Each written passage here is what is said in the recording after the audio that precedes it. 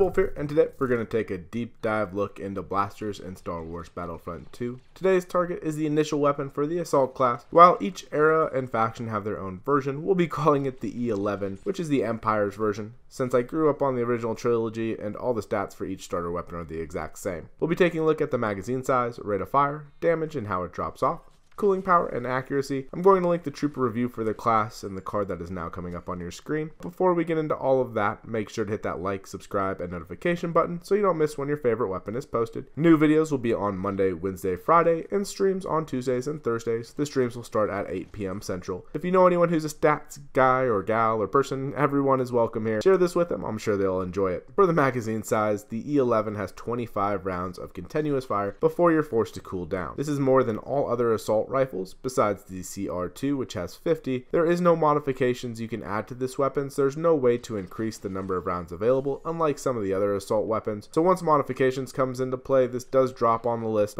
but by default, it's a great starting count in comparison. There's not really much else on that, so let's just move on to the rate of fire. The E11 can get through all 25 rounds in 4.93 seconds, which puts it at 304 rounds per minute. This gives it the second highest rate of fire for the assault class, only behind the CR2, which has the ridiculous 877. So for those of you who are now turned off of the CR2 with the nerf, this is a great weapon for you to try out. Since it has a higher rate of fire than the other weapons, it's a good medium to close range weapon that won't feel like you're shooting marshmallows at medium to long range. Which brings us to the damage. The damage on this one is actually second highest in class at 36 damage per round, going out to 14 paces, where it starts to drop off down to 19 damage at 30 paces. So while all assault rifles seem to drop off at the same rate, unless you have the improved range attachment on them, this one packs a higher punch than the CR2's now 16 damage at close range, making it less rounds to drop enemies. At long range, this does have a higher drop in damage. At long range, you do 52.78% of the damage done at close range, which is the largest drop off in the assault class.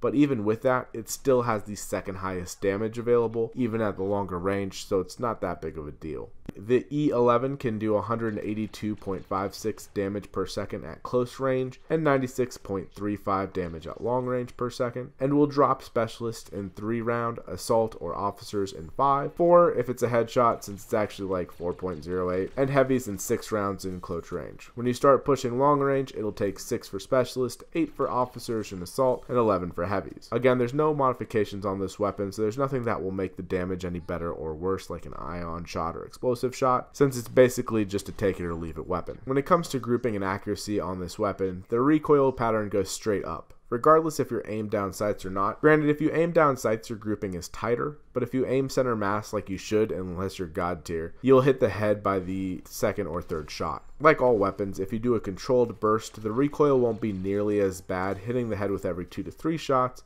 If you're on target, will drop enemies extremely quickly, and it will reduce the amount of time you'll need before you're forced to cool, since you won't overheat as quickly with short pauses in between. So on controlled bursts, you want to fire off 3 to 5 rounds, take a break for just a second, like not even a full second, and then do it again. The break is just to give your crosshairs time to tighten back up, so that way you're going to be on target. So fire 3 to 5 shots, let off the trigger, wait for your crosshairs to go back down. It shouldn't take that long, it should be less than a second, and then reapply the trigger.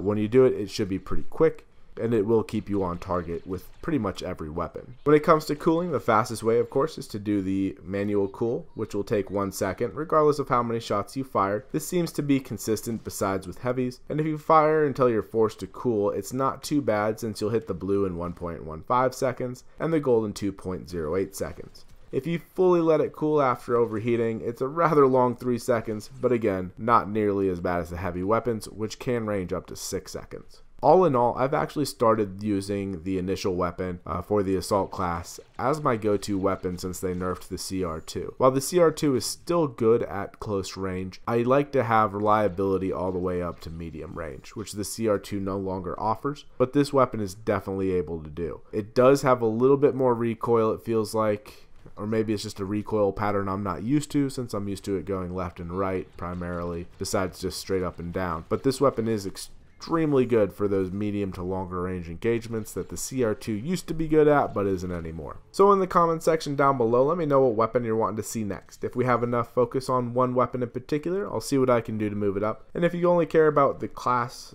specifically, let me know and I'll see what I can do there as well. If none of this applies to you, or if you just want to have a fun conversation, what was the first game that really got you into gaming? For me, it was Command & Conquer Red Alert. It's a real-time strategy game, and it was a lot of fun.